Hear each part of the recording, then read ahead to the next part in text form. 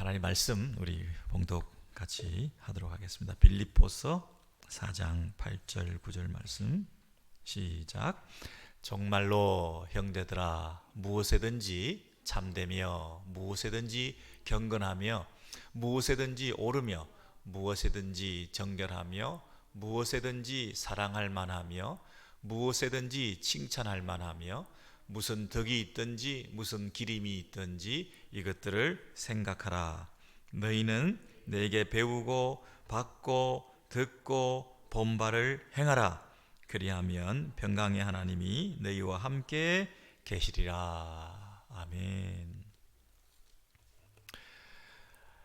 오늘 그 빌립보서 말씀은 정말로 그랬으니까 지난번에 말씀드린 대로 마지막으로 끝으로 이 편지를 마무리하고 있는 말씀이 되겠습니다. 그래서 8절 9절로 끝이 나고 있습니다. 평강의 하나님이 너희와 함께 계시리라 하고 하나님의 평강을 그들에게 축복으로 전하고 있는 것으로 마무리가 되고 있죠. 그런데 그 다음에 추신처럼 덧붙인 말씀이 뭐냐면 헌금을 보내준 것에 대해서 감사하고 있습니다. 빌립보 교회의 그 헌신에 대해서 꼭 이 말은 내가 해야 되겠다. 내가 편지를 마무리하면서 간절히 하고 싶은 말 한마디가 있는데 너희가 참 그 열심으로 선교비를 보내준 것에 대해서 내가 꼭 하고 싶은 말 한 가지가 있는데 감사를 표현하는 것이다 그랬습니다. 그런데 사실은 더 간절히 꼭 하고 싶은 말이 한마디 있었는데 그게 뭐냐면 선교비 때문에 감사하는 게 아니라 내가 그리스도 안에서 자족한다. 그걸 내가 꼭 너희들한테 얘기해주고 싶다. 그렇게 말하고 있다고 제가 말씀드렸죠. 그래서 풍부하거나 궁핍하거나 배고프거나 배부르거나 내가 그리스도로 말미암아 이미 충족하다. 내가 너희들이 나를 생각해 주었기 때문에 감사하고 기쁜 것이 아니고 너희들이 나를 생각하지 않고 잊어버렸기 때문에 그동안 나를 그렇게 깡그리 잊어버릴 수가 있냐, 섭섭하다, 그래서 나는 지금 불편하다 이렇게 얘기하지 않고요. 잊어버렸다가 나를 생각해 줬으니까 너무너무 기쁘다 이렇게 얘기하지 않고요. 잊어버렸다 하더라도 나는 자족했고 그리고 나를 잊지 않고 기억해 줬다 해도 나는 자족하고 있고, 왜냐하면 내가 자족의 비결 그리스도 안에서 항상 만족하고 이미 충족하다는 사실에 대해서 내가 너희들한테 얘기해 주고 싶다. 선교비를 보내줘서 기쁘고 안 보내줘서 안 기쁘고 감옥 안에 있으니까 슬프고 감옥 밖에 있으니까 기쁘고 구속됐으니까 슬프고 자유를 얻었으니까 정말 즐겁고 그런 거 아니다. 그런 거 아니다. 나는 어디에서나 무엇에나 누구를 상대로 해서나 항상 자족하다. 왜냐하면 내 안에 그리스도께서 계시기 때문이다. 그 얘기를 한 거 아닙니까? 여러분 구약의 다윗이 시편을 쓰셨을 때 그 내용들을 쭉 보면 다윗이 만족할 때도 있었고 환경적으로 또 상황적으로 뭐 대적들을 만나고 공격을 당하고 전쟁을 겪고 억울한 일을 당하고 별일이 다 있었는데 다윗의 마음속에는 항상 뭐가 있었습니까? 감사와 기쁨과 평안이 있어서 전쟁 중에서도 사방이 나를 둘러싸고 있는데도 나는 안연하리로다 이런 말을 했잖아요. 시편에 보면 23편에 대표적으로 뭐라고 되어 있습니까? 여호와는 나의 목자시니 내가 부족함이 없으리로다. 그게 이 사도 바울과 시인 다윗 왕의 그 영적 대가들이 가지고 있는 정말 그 마음속에 정말 태연한 산처럼 태산처럼 그 자리에 딱 늘 버티고 있고요. 이 잔잔한 호수처럼 강물처럼 도도히 흐르고 있는 어떤 그 끊이지 않는 요동하지 않는 변덕 부리지 않는 그 뭔가 콱 붙들고 있는 그 초연한 믿음, 이 전천후적인 신앙, 환경을 초월하는 하나님 앞에서 가지고 있는 이 태연함, 이게 신자의 진정한 모습이라는 거예요. 좀 잘됐다고 막 호들갑을 떨고 막 축복 감사, 기쁨, 막 잔치. 예? 물론 기쁘지만 그러나 내가 예수가 내 안에 있는 것보다 더 기쁘냐고요. 이 땅에서 뭐 잘된 게 그렇게 예? 예수보다 더 기쁜 일이냐고요. 무한대에다가 무한대를 더해도 무한대잖아요. 무한대에다가 무한대를 빼도 무한대잖아요. 예. 그 무한대에다가 100만 억을 더한다고 그게 뭐 더 기쁜 일인가요? 이미 무한대인데. 예. 무한대에다가 예, 엄청난 일을 손해를 봤다 하더라도 그게 무슨 슬픈 일인가요? 여전히 무한대인데. 이런 마음을 가지고 이 사도 바울과 다윗의 그 영성을 우리가 좀 본받아야 되겠다. 이거 어떻게 하면 이게 가능한 일인가? 다윗이 실만한 물가로 푸른 초장으로 나아갔기 때문에 기뻤나요? 예수께서 주님께서 우리 하나님께서 그 인생을 주관하고 계시기 때문에 아니 목자 되신 그 하나님께서 물가로 인도하셨기 때문에 그게 실만한 물가가 되는 거지. 하나님 안 계신데 아무리 좋은 물가라도 그게 뭐 실만한 물가가 되겠어요? 불안하지. 안 그렇겠어요? 풀밭으로 아무리 가도 주께서 나를 인도하셨기 때문에 그곳에서 내 영혼이 소생케 된다. 그가 나의 영혼을 소생케 시킨다. 그와 나의 관계가 있으니까 그 풀밭이 정말 푸르른 평화로운 풀밭이 되는 거지. 그러면 사망의 음침한 골짜기를 가면 다윗은 막 죽을 신용을 하고 내가 죽었다. 정말 큰일 났다. 막 이러면서 막 떨고 막 이랬겠어요.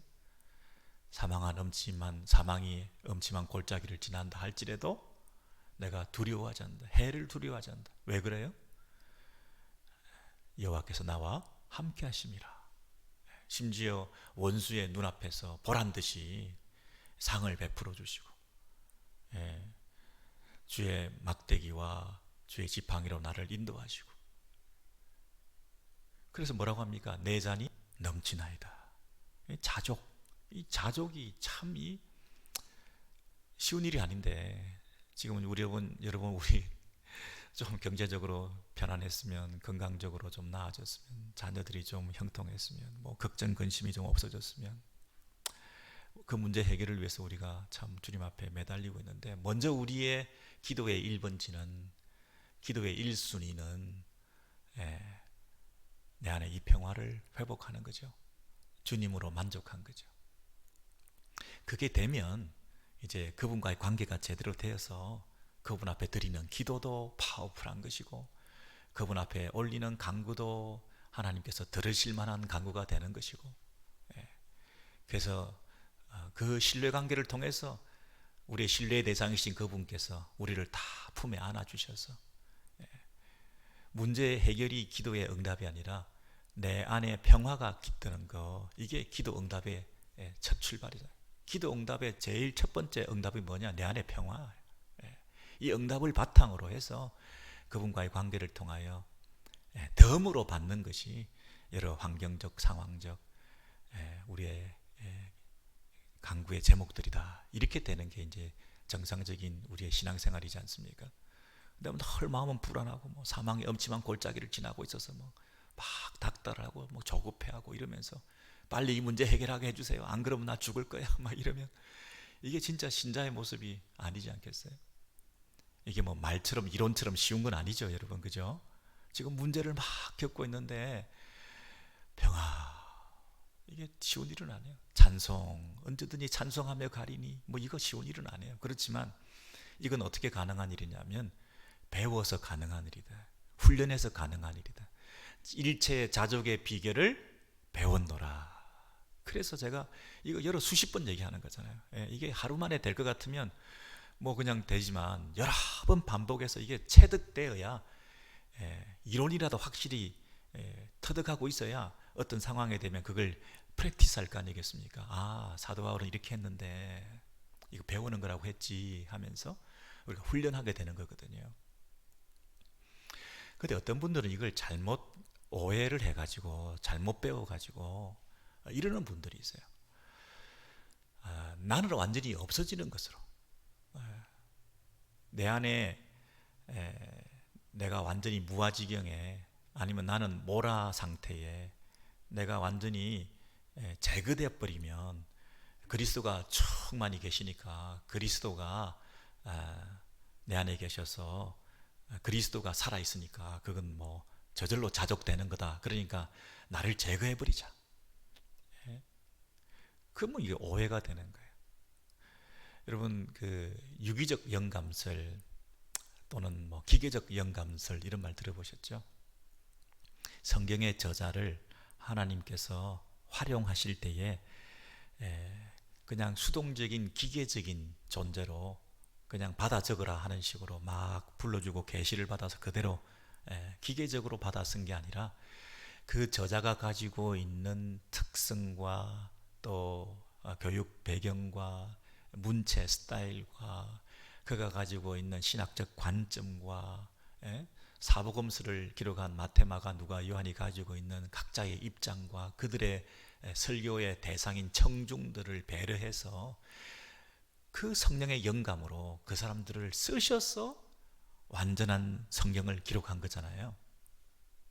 저와 여러분을 통해서 하나님께서 일하기를 기뻐하시고 자족의 비결을 배워노라, 각자가 가진 환경에서 자기의 방식의 간증들을 만들어내시기를 원하시는 것이지, 나는 다 없애버리고 그냥 그리스도만 내 안에 계신다, 이 오해를 하시면 안 돼요.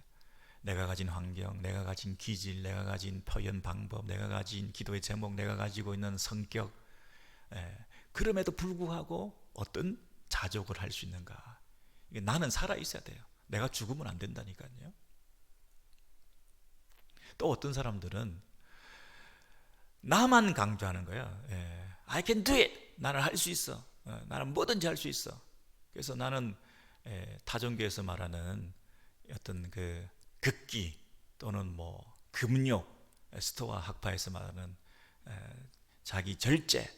그래서 내가 이걸 할 수 있어. 내가 이걸 뭐든지 할 수 있어. 어떤 분들은 이제 사도 바울이 빌립보서 4장 13절에서 나는 모든 것을 할 수 있다 이러니까, 이제 사도 바울도 드디어 교만해졌구나. 좀 처음에는 겸손한 줄 알았더니 나중에는 내가 다 할 수 있다 이러면서 결국 거만한 모습을 보이는구나. 이렇게 우리가 오해하기 쉽죠. 나는 할 수 있다. 그럼 우리도 할 수 있는 것 같아. 그래서 저와 여러분도 막 이제 할 수 있습니다. 할 수 있습니다. I can do it. 스피릿을 가지고 우리는 할 수 있다 정신을 가지고 다 극복하십시다, 이런 식의 어떤 동기부여를 막 하면서 내가 강조되는 거예요. 어떤 사람들은 나를 제거해버리고 그리스도만을 붙들면 된다 이렇게 얘기를 하고, 어떤 분들은 나만 강조하면서 그리스도는 온데간데 없고. 근데 오늘 성경의 원리에 의하면 내게 능력 주시는 자 안에서 내가 모든 것을 할 수 있다 그랬잖아요. 내가 모든 것을 할 수 있다. 내가 자족의 비결을 배웠다. 어떤 상황 속에서도 나는 자족할 수 있게 되었다. 근데 그 얘기를 하는 거 아닙니까? 그래서 내가 모든 걸 할 수 있는 게 아니라, 교만한 게 아니라, 내게 능력 주시는 자 안에서 내가 뭐든지 할 수 있다 그랬으니까 너무 겸손한 사람이죠. 내가 막 할 수 있다라고 조금이라도 생각하지 않는 사람이죠. 내게 능력 주시는 자 안에서만 가능하다는, 그분의 능력을, 그분의 도우심을 입지 않고서 나는 아무것도 못한다라고 하는 절망의 상태잖아요. 그러니 너무너무 겸비한 태도를 가지고, 오히려 사도 바울은 나이가 들수록, 신앙의 연륜이 쌓일수록, 목회의 경륜이 더해갈수록 더 철저히 주님만을 의지하는 사람. 처음에는 자기가 뭐가 좀 하는 줄 알았죠. 대단한 자랑도 있었죠. 근데 갈수록 나는 죄인 중에 괴수입니다. 나 아무것도 못합니다. 철저한 죄인입니다. 그분의 은혜로만 내가 살게 되었습니다.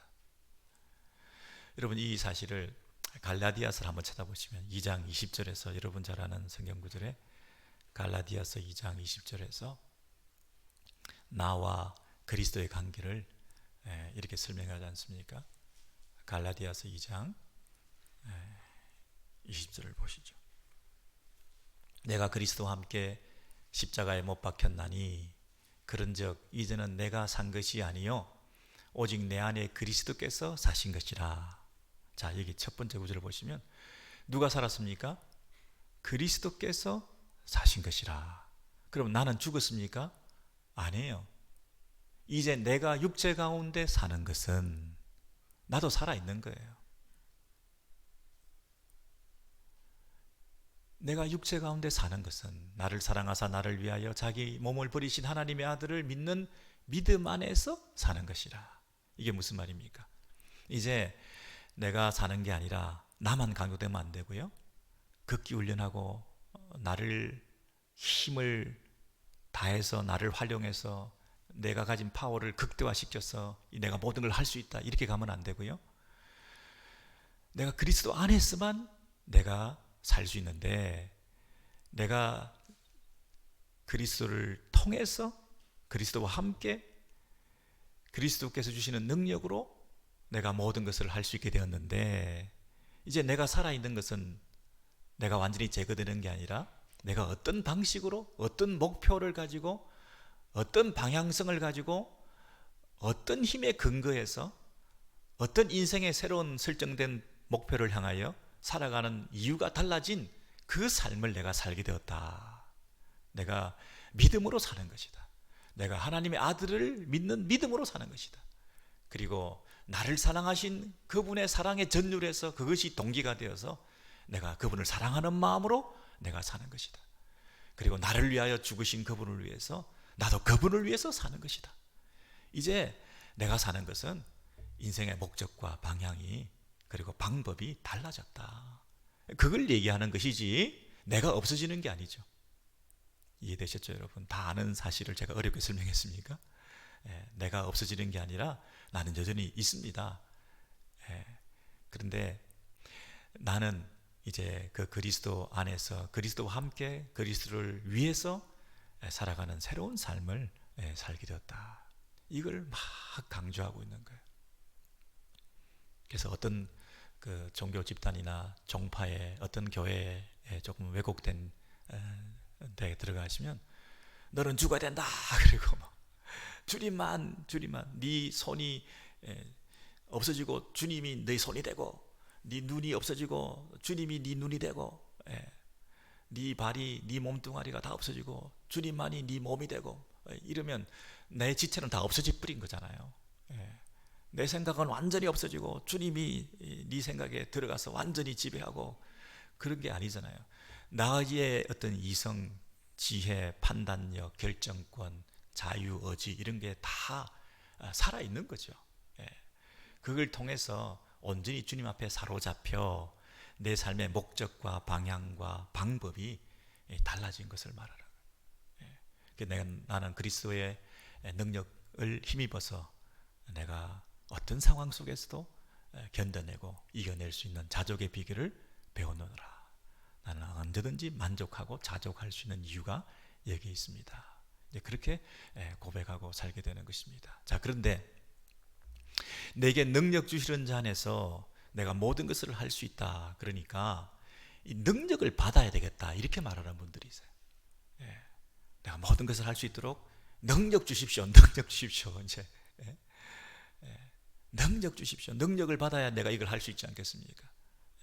그 말이 틀린 말은 아닌데 여러분 순리로 한번 생각해 보세요. 사도 바울이 어떤 이유로 이런 얘기를 어떤 근거로 이런 얘기를 하고 있는지 잘 생각해 보시는 게 오늘 본문입니다. 4장 8절 9절 돌아가시면요.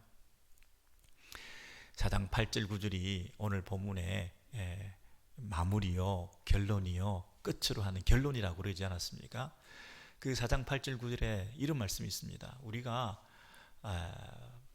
형제들아 무엇에든지 참되며 무엇에든지 경건하며 무엇에든지 옳으며 이게 무슨 말입니까? 뭐가 옳은지 어떤 상황에서 어떻게 옳게 살아야 되는지 어떻게 신실하게 살아야 되는지 뭐가 칭찬받을 만한 일인지 뭐가 사랑받을 만한 일인지 이 상황에서 어떻게 사는 게 경건한 일인지 어떤 상황에서 어떤 삶을 사는 것이 옳은 것인지 이걸 뭐 해라고요? 생각하라 그랬습니다. 이것들을 생각하라. 마음속에 이것이 옳은 일이다. 이것이 참된 일이다. 이게 진선미다. 이게 미덕이다. 이게 정말 사랑할 만한 칭찬받을 만한, 이게 정말 명예스러운 일이다, 이런 걸 좀 생각해 보라는 거예요. 여러분, 그 당시 헬라 문화권에서 이 덕이라든지 칭찬이라든지 명예라든지 진, 선, 미라든지 이런 것들은 그 당시 사회에서도 추구되고 지향되는 목표적 삶이었어요. 많은 사람들이 그걸 추구하고 살았어요. 그게 사람답게 사는 것이라고 그 현자들이 그것을 설파하고 많은 다수 대중들이 그런 삶을 살아가는 것이 인간다운 삶이라고 하는 것을 추구하는 그런 용어들이에요. 미덕이라든지 진이라든지 선이라든지 아름다움이라든지 명예라든지 경건이라든지 이런 단어들이 다 그 당시에 많은 사람들이 추구하는 그런 단어들이에요. 근데 그 단어들을 그대로 차용해서 와서 이 사도가 뭐라고 얘기하냐면, 우리가 그리스도인으로서 진짜 뭐가 진짜 참인지 생각해 보라는 거예요. 뭐가 진짜 아름다움인지 우리 그리스도인 고유의 그 깊은 의미들을 생각하면서 그걸 추구해라는 거예요. 그래서 그 디퍼런스를 세상과 드러내 보여라. 그들이 추구하는 진선미와 우리가 추구하는 진선미가 어떤 게 정말 깊이 있는 것이며 영원한 것이며 우리가 추구할 만한 가치가 있는 것인지에 대해서 생각 좀 해보고, 그 생각을 마음에 탁 품고 이런 상황에서 내가 이렇게 살아야 되겠구나, 정말 의미 있는 가치 있는 복된 아름다운 인간다운 삶을 내가 살기 위해서 어떤 상황에서든지 그걸 한번 생각해 봐라. 그게 뭡니까? 생각하라 하는 것입니다. 그리고 구절은 뭐냐면 생각하라가 아니라 실천하라 그랬습니다. 너희는 내게 배우고 받고 듣고 본 바를 행하라. 생각과 실천, 마음에 품고 있는 것을 삶을 통해서 드러내는 것. 여러분, 밖으로 드러나는 것은요, 삶이라고 하는 것은, 윤리라고 하는 것은 내 속에서 가치로 정립되어 있는, 내면화되어 있는 자기의 어떤 삶의 어떤 그 우선순위, 밸류, 이런 것들이 마음에 딱 품고 있을 때 그게 행함으로 드러나는 거잖아요. 그래서 너희들이 생각 좀 해라. 생각하고, 그리고 내가 그동안 가르쳤던 거, 여러분, 네 가지 이 기독교 교육의 그 형태, 그 에스펙트가 나오죠. 첫 번째는 배우는 거예요. 그리고 받는 거예요. 그리고 듣는 거예요. 그리고 보는 거예요. 이 네 가지를 통해서 교육이 일어나는 거예요. 여러분이 지금 신앙교육을 받고 있고 자녀 교육을 시키고 있고, 여러분이 하나님 앞에서 믿음이 성장하기를 원한다고 한다면 가르침을 받고 배우셔야 되고, 그 다음에 전해주는 것을 받아들이고, 그리고 가르쳐주는 길을 세워서 잘 듣고, 그리고 좋은 모범을 보고, 이 네 가지를 통해서 믿음이 성장할 수 있는데요, 그 네 가지를 이제는 수동적으로 보고 듣고 배우고 받고만 있지 말고 삶을 통해서 드러내라는 거예요. 행하라는 것입니다.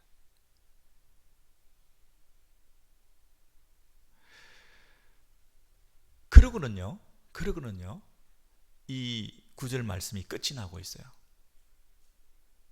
자, 그러면 사도 바울이 그리스도인의 삶은 어떻게 능력이 나타나는 것이라고요? 잘 생각하고 마음에 품고, 뭐가 옳은지, 뭐가 의미가 있는 인생인지, 세상과 다른 가치 있는 삶이 도대체 어떻게 사는 것인지, 좀 아무 생각 없이 그냥 그렇게 살지 말고 좀 깊이 생각해봐라. 세상 사람들도 뭐가 옳은지 그른지에 대해서 생각하고 바로 살아보려고 그렇게 애를 쓰는데, 생명을 가지고 구원을 받고 예수를 믿는 우리가 어떻게 더 고차원적인 천국 시민의 어떤 그 윤리와 의식을 가지고 더 깊은 내용들을 마음에 곱씹으면서 그렇게 살아야지, 그냥 부유동물처럼 떠돌아다니면서 그렇게 표류하고 세상에 떠밀려 가면 어떻게 되느냐.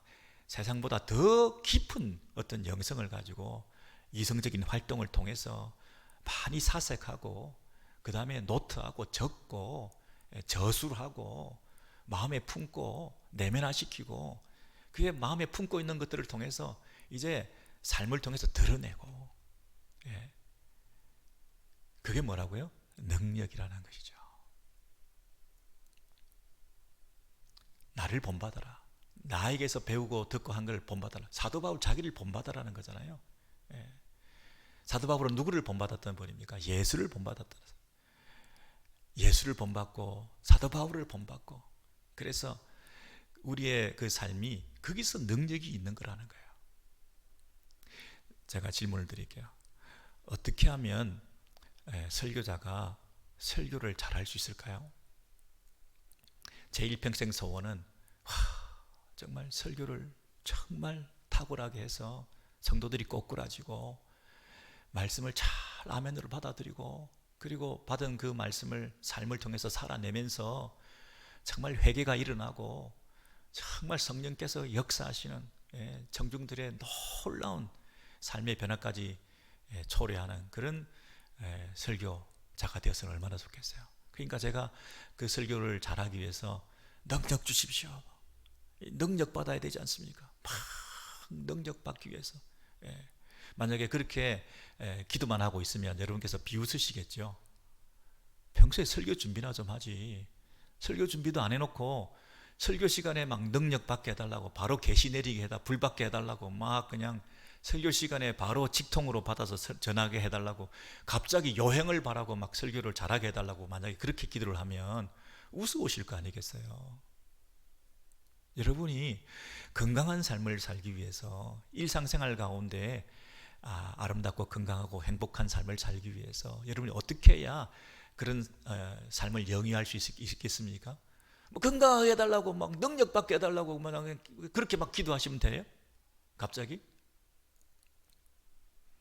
평소에 수면을 잘 조절하시고, 식사 잘 하시고, 나쁜 거 먹지 말고, 가식하지 말고, 뭐 찬바람 많이 쐬지 말고, 찬물 마시지 말고, 기본적으로 해야 되는 여러분의 건강생활의 삶의 비결이 있지 않습니까?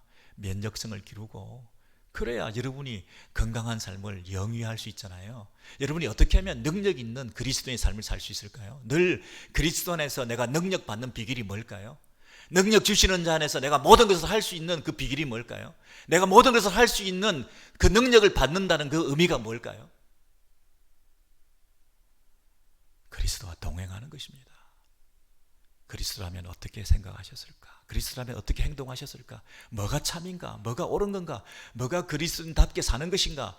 뭐가 칭찬받을 만한 일인가? 정말 그리스도인으로서 명예로운 일이 뭔가? 정말 뷰티풀한 원더풀한 삶이 뭔가? 내가 이 세상에서 살아가는 동안에 어떻게 사는 것이 가장 아름다운 인생을 사는 것인가?